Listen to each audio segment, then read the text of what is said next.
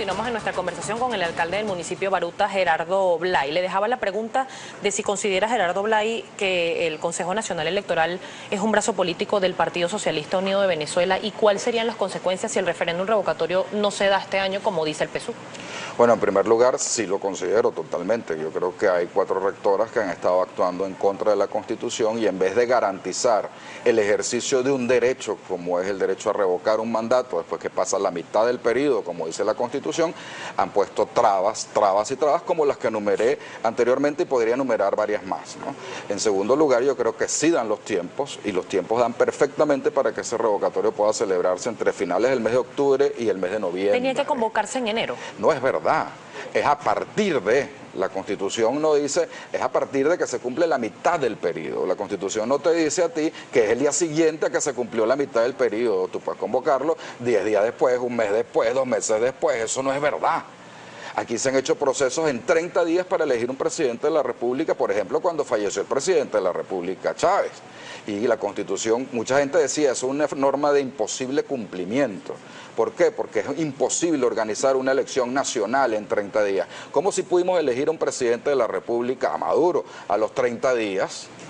Y haciendo campaña electoral y todo, y el CNE estuvo perfectamente dispuesto para hacer esa elección nacional. Un revocatorio es exactamente lo mismo, porque es una circunscripción nacional con una sola respuesta. Sí o no a una pregunta. ¿Usted quiere que continúe en el mandato o lo revoca? Usted lo revoca, es sí. Usted no lo revoca, es no. Esa consulta se puede organizar en 30 días tranquilamente. Ahora, para llegar a ese momento, este CNE ha puesto todas las trabas del mundo. Lo único que exige la Constitución es que el 20% de los electores inscritos en el registro electoral soliciten que quieren ejercer ese derecho. ¿Hay un mecanismo legal que todavía no nos han dejado llegar ahí, que pueda impedir la realización del referéndum revocatorio, como ha sido una propuesta por parte de la bancada del Partido Socialista Unido de Venezuela? Específicamente, Pedro Carreño aseguraba o se denunció, en este caso a la MUD, por fraude en el proceso de verificación de firmas, y también se estaba manejando un escenario de que se iba a impedir o que se iba a volver a colocar como requisito la recolección nuevamente del 1% de la firma. Anunciaron incluso, o algunos voceros han anunciado que podría salir una sentencia del Tribunal Supremo de Justicia retrotrayendo para que se vuelva a recoger el 1% de las firmas. Yo creo que esto es un fraude al elector. Yo creo que eso sería un fraude completo a la Constitución y al derecho que tenemos los venezolanos a ejercer ese derecho que está en la Constitución, que Chávez defendió y que Chávez puso en esa Constitución. Eso no es que está en el aire, eso es un derecho, ni es una opción, no, es un derecho. Y yo creo que si aquí hubo tantas miles de personas que pusieron su firma, su nombre, y que además está comprobado que ya llegamos al 1% poniendo las huellas, basando todas las trabas que ha puesto el Consejo Nacional Electoral, retrotraer el proceso a volver al 1% es un fraude al elector, con el único fin de que el referendo no se celebre este año, sino que se celebre el año que viene, y las consecuencias constitucionales son muy distintas a si se celebra este año o se celebra el año que viene. Yo creo que ya todos los venezolanos la saben, pero es bueno repetirlas para el que no lo sepa. Si es este año, se convoca a los 30 días a un nuevo, en caso de resultar revocado el presidente de la República, a los 30 días debe celebrarse un nuevo proceso electoral y los venezolanos eligen un nuevo presidente. Si es el año que viene, a partir del 10 de enero del año que viene en adelante, los venezolanos no elegimos un nuevo presidente, sino que quien esté de vicepresidente se queda encargado de la presidencia hasta terminar el periodo por los 2 años que falten, lo cual es mucho menos democrático que se celebra este año, porque si usted le consulta al pueblo venezolano, las reglas en democracia son consultar al pueblo. Y esto supuestamente es una democracia participativa y protagónica donde el pueblo es el protagonista de los actos. Ese es el principio fundamental de esta Constitución, de la del 99. No estoy hablando de ninguna anterior, de las 26 anteriores, de esta. Si el pueblo es protagonista, al pueblo se le consulta. El pueblo decide si revoca o no un presidente y el pueblo es el que debe decidir este año si es revocado el presidente, a quién elige como nuevo presidente de la República. Eso es sencillito. En un escenario hipotético, se realiza el referéndum revocatorio este año, se revoca el presidente Nicolás Maduro de su cargo. ¿Cuál es el proyecto en este caso de un gobierno de oposición? Bueno, la Mesa de la Unidad Democrática siempre ha tenido un proyecto completo, pero en este momento estamos en una crisis económica muy fuerte. Yo creo que lo primero que habrá que afrontar es un gran gobierno de unidad nacional que convoque a todos los sectores, incluyendo al chavismo, descontento o no. que esté con Maduro o que no esté. Yo creo que no puede haber un gobierno en Venezuela futuro que no esté compuesto por todos los factores y que tenga una amplísima base social para tomar unas medidas económicas que van a ser duras, pero también tiene que haber unas medidas de compensación acordadas con todas las fuerzas políticas del país y sociales del país para que esas medidas no sean tan fuertes como las que estamos viviendo. Por ejemplo, ahorita estamos viviendo una época de liberación de precios. Todos sentimos en nuestros bolsillos, por ejemplo, que una salsa de tomate cuesta 3.050 bolos, ¿o no? Precio PVP. Los sueldos y salarios han aumentado para los costos de los productos como estamos viviéndolo, ¿o no?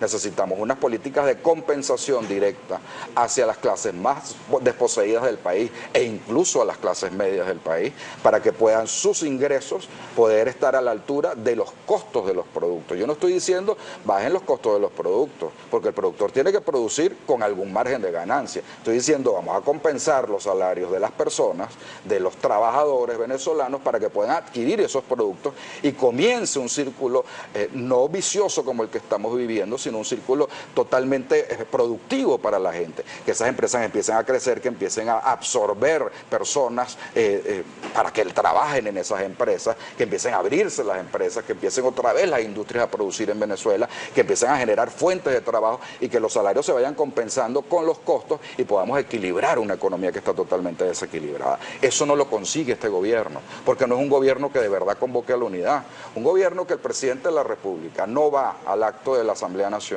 un gobierno del presidente de la República que se refugia en la Fuerza Armada Nacional y fustiga desde allí al Poder Legislativo Nacional, que no le da ningún mensaje de cómo vamos a hacer con esta economía del país, que anda hablando de motores que se encienden y que nadie ve que se enciendan por ninguna parte, y que lo que siente el venezolano simplemente es que su dinero no le alcanza, no puede comprar los insumos básicos para alimentar a su familia, y te lo digo como alcalde.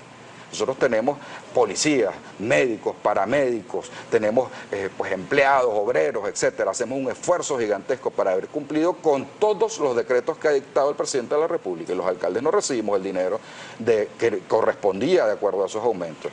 Y nuestros trabajadores, con todo y que les estamos pagando los cestatiques al día, como el último cestatique está en Cámara Municipal, que estamos cumpliendo con todos esos decretos, esos aumentos no dan para la inflación que estamos viviendo, alcalde, para el costo de la vida que estamos viviendo los venezolanos. Hay participación a través de nuestra cuenta en Twitter, @primerapágina, y son pocos los minutos que nos quedan lamentablemente para despedir la entrevista. Por acá le pregunta @DersonB, los poderes públicos debieron estar ayer en la Asamblea, ¿por qué no fueron? Miedo a Maduro, claramente parcializados, le preguntan. Yo creo que fue miedo al discurso. Chávez no tenía miedo al discurso. Repito, recuerden la sesión 5 de julio 1999. Chávez sabía que estaba con un discurso en contra y con un parlamento en contra, que Jorge Olavarría, a quien él conocía muy bien, se había separado de él y le iba a dar un discurso durísimo, se lo dio, y ahí se quedó, sentado. Otra participación de Susana Bejarano le pregunta, explíquele al pueblo los 11.000 muertos firmantes, ¿fueron o no fraudulentas? Eso vicia el proceso de por sí. A mí no me consta eso. La verdad es que no hay la base de datos, porque ni siquiera el CNE ha entregado esa base de datos completa a los proponentes de la unidad, que son los que hicieron esa solicitud. Y si los hay, bueno, quien haya hecho eso puede tener el problema, pero yo no sé quién lo hizo. La verdad es que no sabemos ni siquiera quién lo hizo, porque esa base de datos depurada no ha sido entregada por el CNE a la Mesa de la Unidad Democrática. Por acá le pregunta Alfe 31. Sí se la dieron a Jorge Rodríguez, parece. Alfe 31. Es igualmente criticable el discurso de orden del señor Martín y la ausencia del señor Ramos Ayub en el desfile. Ciego no selectivo. No fue invitado Ramos Ayub ni la directiva de la Asamblea Nacional, lo dijo Ramos Ayub, a los actos de la Fuerza Armada Nacional. Lamentablemente se nos acabó el tiempo, alcalde, pero no quiero dejar escapar rápidamente el tema de los diputados de Amazonas, indolentes todavía en la Asamblea. Aparentemente el caso estaría engavetado porque ni siquiera la Mesa de la Unidad se pronuncia. ¿Qué ha pasado y cuál sería el estatus a seguir por estos diputados? Bueno, eso es otra absoluta inconstitucionalidad. El pueblo de Amazonas tiene derecho a tener sus diputados ahí. La sala constitucional, que ha sido tan rápida en resolver cualquier cosa que le pida Maduro, la ley tal no puede ir, la ley de propiedad de las viviendas no puede ir, la ley no sé cuánto, y entonces inmediatamente saca una sentencia del Tribunal Supremo de Justicia. Ahí tiene, con una medida cautelar, suspendidos por más de 6 meses, o por lo menos 6 meses ya, a los diputados de Amazonas, que fueron proclamados de acuerdo a la Constitución, y de acuerdo a la Constitución también dice que cuando un diputado es proclamado por el CNE, goza de inmunidad, y respetaron la inmunidad parlamentaria. esa proclamación simplemente fue suspendida y el Tribunal Supremo de Justicia tiene dos opciones en este momento y debería decirlo ya. O convoca nuevas elecciones anulando esas en el estado de Amazonas para que el pueblo de Amazonas vuelva a elegir a sus diputados, y estoy seguro que arrasaría la mesa de la unidad en el Amazonas, o simplemente ordena la incorporación y desestima su medida cautelar que por 6 meses ha mantenido el estado de Amazonas sin diputados. Yo creo que hay que hacer una protesta enérgica a esta omisión intencionada de los magistrados del Tribunal Supremo de Justicia. Muchísimas gracias. Muchas gracias. A Gerardo Blay, alcalde del municipio Baruta, por acompañarnos acá en Primera Página. A las 7:25 hacemos un alto en nuestro primer segmento de entrevistas y nos conectamos contigo, Marjorie, información internacional.